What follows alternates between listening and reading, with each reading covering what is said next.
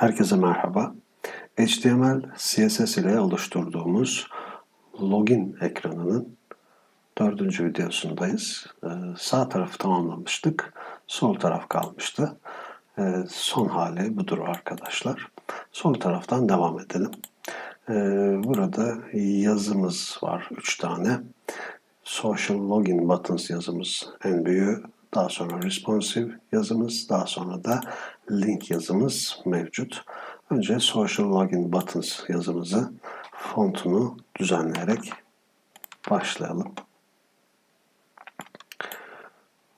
Sol taraf bu divin içerisindeydi. Divimize bir class verelim. Login left side şeklinde bir class verdik.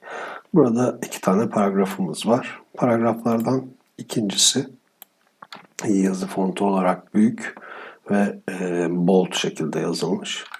Login left side class'ımızla devam edelim. Buna kurallar yazacağız. İçerisindeki paragraflar şeklinde CSS kuralı yazmaya çalışalım. Daha önce bundan bahsetmiştik. Başka CSS kuralları yazarken bunu kullanmıştık arkadaşlar. Tüm paragrafların font weight'i bold olsun. Görelim. Evet, tüm paragraflarımız font weight'i bold oldu. Ama bizim istediğimiz sadece ikincisinin bold olması. Burada kullanacağımız şey, önce hatalı bir kullanım yaparak ilk akla gelen NT child'dır. Paragraflardan kaçıncısının bu kurallara uygulanacağı belirtiyoruz. Örneğin buraya 1 ya da 2 yazabiliriz. Bizim paragrafımız şurada gördüğünüz gibi ikincisi. Buraya 2 yazdığımızda sadece responsive yazımızın bold olduğunu, social login buttons'ın bold olmadığını görüyoruz. Çünkü burada aslında paragraf olarak bakmaya çalışıyor fakat içerisinde başka türde HTML elementleri olduğu için düzgün çalışmadı. Kullanmamız gereken şey, NT-Child'ın ne olduğunu önce söyleyelim. NT-Child aynı türdeki elementler için kullanılabilir. Yani bu divin içerisinde tüm elementler P olsaydı, yani paragraf olsaydı düzgün çalışabilirdi. Ama burada kullanacağımız şey NTH, özür dilerim, şunu silelim. Type of type. Birincisi diyelim. Birincisi responsive yazısı ve bold oldu. Tip olarak paragraf olanların birincisi şeklinde düşünebilirsiniz. Buraya 2 yazdığımızda ikinci paragraf elementimizin bold olduğunu görebiliyoruz arkadaşlar. Buradaki font panemimiz zaten Pro Display. Font size oldukça büyük. Biz bu size'lara, ebatlara bağlı kalmamıştık. Birazcık değiştirerek biz de font size'ımızı büyütebiliriz. Font size örneğin 48 piksel diyelim. Bakalım. Şuradan önce kaydedelim. Evet, bence yeterince büyük oldu. Responsive yazımız normalden birazcık daha büyük. Onu da yine font size'ını değiştirerek yapalım. Yine aynısını ama bu sefer birinci paragraf elementinin font size'ını 24 piksel yapalım. Yani yarısı kadar, biraz büyük olacak gibi ama ya fena durmadı. Evet, burada font size'larımızı düzenleyebildik arkadaşlar. Yazıların alt alta gelmesi için bu sol tarafa bir miktar genişlik vermemiz gerekecek. Hatta tarayıcı üzerinden deneyerek gidebiliriz. Evet, örneğin 250 px diyelim. Fazla dar oldu. Onar arttıralım. Shift'e basarak yukarı aşağı ok tuşlarıyla genişlik ya da padding ve benzeri numerik birimleri onar arttırabilirsiniz. 280 piksel şu an uygun görünüyor. Sağ tarafımızın login left side genişliğini 280px verelim. Evet, fena görünmüyor fakat fazladan boşluklarımız var. Bunlar nereden geliyor? İmajımızın biraz büyük olduğunu düşünüyorum. Buna biz genişlik vermiştik. Vermiş miydik? Bakalım, vermemişiz. İmajımız width 48 piksel olsun. CSS yerine imaj etiketine buradan da genişlik verebiliyoruz. 48 çok bir şey değişmedi. 32 yapalım. Evet, böyle daha iyi. Burada da küçük. 32 piksel bence uygundur. Divimiz sağ tarafla hizalı değil henüz. Bunu da yapacağız arkadaşlar. Şu aradaki boşluklar biraz fazla. Bunların marjinleri var. Şu an için istemiyorum bunların olmasını. Paragrafların default olarak marjinleri vardır. Bunları da ortadan kaldıralım. Login left side altındaki paragrafların marjinlerini silelim. Evet, şu an fena görünmedi. Div, login left side, right side. Şu an birbirine, yani tasarım buraya yakın görünüyor. Ancak şu arada boşluklar var. Bakın, bu tam şuraya hizalı değil. Bunun oraya hizalı olması için display flex ne yapacağım? Yukarı aşağı hizalamak istiyorum içerisindeki elementleri ve burada flex direction column olarak seçiyorum. Aşağı yukarı hizala dediğimde de hiçbir şey değişmiyor.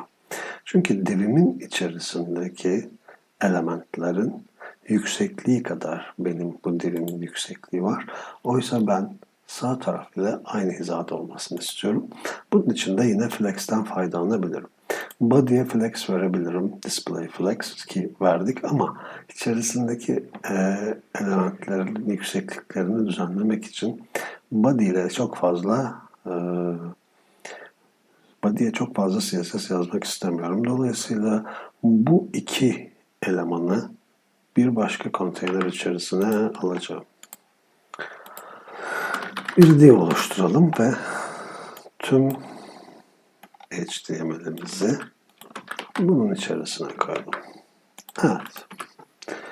Baktığımız zaman bu elemanlar üst üste geldi. Display, flex ve yan yana geldiler.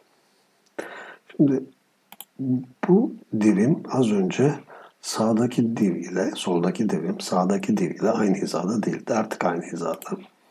Dolayısıyla oraya yine display flex diye yazarak ardından column olsun derim. Buradan da content'i yukarı ve aşağı hizalamasını isteyebilirim. Yaptığım CSS değişikliklerine tekrardan bakarsak en dıştaki konteyner'a display flex verdim. Her iki div'i yan yana getirdim. Ardından sol bölüm için tekrar display flex kullandım. Direction column oldu. Alt alta gelmesi için buna ihtiyaç vardı. Ardından justify content ile nesneleri yukarı ve aşağı hizalayarak aralarında da hemen hemen eşit boşluklar bırakarak sol tarafla sağ tarafı birbirine dengeledik. Hemen CSS'lerimizi yazalım. Burada bir kapsayıcı divimiz var. Login container. class'ı verelim. Şuraya yazalım. Display flags. Bu tamam. Left side için ise width 200 piksel olan şuradaki left side. Zaten CSS'de 42. satırda bunun kuralı var. Ek olarak şuradaki kuralları yazacağız arkadaşlar. İsterseniz buradan copy paste yaparak şurada kuralları ekleyebilirsiniz.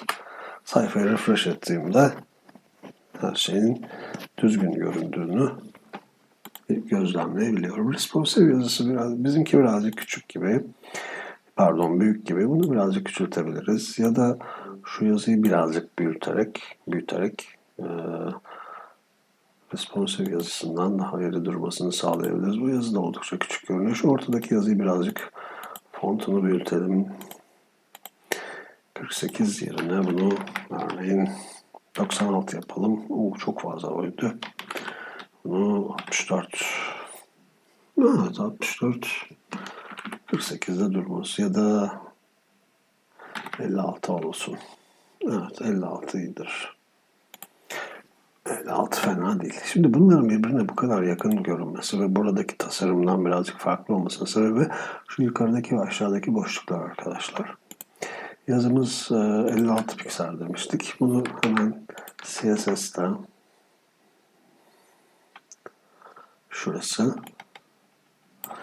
56 piksel olarak değiştirelim. Tamam. Şimdi sağ tarafın paddingleri, yani yukarıdaki ve aşağıdaki, bakın şu yeşil alan var ya, orada yukarıdaki ve aşağıdaki boşluklarını düzenleyelim. Padding yukarısı aşağısı 32, sağ sol 32 piksel. Biraz da bundan bahsedeceğim biraz sonra. Buraya 64 dersem bakın. Sol taraf sağ tarafa göre kendisini otomatikman düzenliyor arkadaşlar. Şimdi padding'den bahsedelim birazcık. Az önce padding ile ilgili şöyle bir kullanım yaptım. 32, buraya 4 tane 32 yazıyorum. Padding bu şekilde de kullanılabilir ya da padding top, padding 32 diyelim. Padding left, bottom, right şeklinde de tek tek tanımlama yapabilirsiniz ama tek satırda da bunu yapabilirsiniz. Peki bu 4 tane birim, ölçü birimi ne anlama geliyor? Üstten başlar arkadaşlar. Top, right, bottom, left. Anlamı budur. Top, right, bottom, left. 2 tane verirsek ne olur? Top, right, bottom ve left olmadığı için, top ve bottom, left olmadığı için left ve right. Peki 3 tane verirsem ne olur? Bunu da 24px diyelim. Top, right, bottom, left olmadığı için yine 32 pikseli left olarak kabul edecektir arkadaşlar. Biz yukarı ve aşağıyı, şurası yukarı ve aşağı, şurası sol ve sağ, yukarı ve aşağıyı 64 piksel olarak yapalım. Daha sonra bu anlattıklarımı tarayıcı üzerinde görmeye çalışalım. Evet, 64, bakın yukarısı ve aşağısı. Box model dediğimiz şu seçili olan nesnenin margin, border, padding, genişlik şeylerini, değerlerini şuradaki style bölümünü aşağı indirerek de görebilirsiniz. Buna box model diyoruz. Yavaş yavaş box modeli de anlatıyoruz. Aslında padding, margin ve border'la genişlik, yükseklik gibi değerler de box modelin içerisindedir. Bakın padding'i yukarıdan aşağıdan 64, sağdan soldan 32 piksel olarak görünüyor. Mesela burada yukarısı, aşağısı, sağ ve sol demiştik. Şuraya da 10 piksel versek bu neyin değeri olacaktır? Alt taraf. Bottom. Top. 64 top. 32 left right. 10 px bottom. Gördüğünüz gibi bottom 10 piksel. Şurada da 10 piksel olarak görülecektir. 64 piksel verdiğimiz için yukarıya ve aşağı, sol tarafta buna göre kendisini yukarı aşağı doğru şekilde hizalamış oldu arkadaşlar. Yaklaşık olarak tasarımı uyguladığımızı düşünüyorum. Başlangıç aşaması için bence bu yeterli. Pixel Perfect dediğimiz buradaki ölçüleri birebir aynı şekilde HTML CSS uygulamaya çalışmadım. Çünkü henüz daha başlangıç aşamasındayız. Yavaş yavaş bu konulara da gireceğiz arkadaşlar. Bu serinin ve bu videonun sonuna geldik. Sonraki videolarda görüşmek üzere. Abonelik ve beğenilerinizi bekliyorum. Hoşça kalın.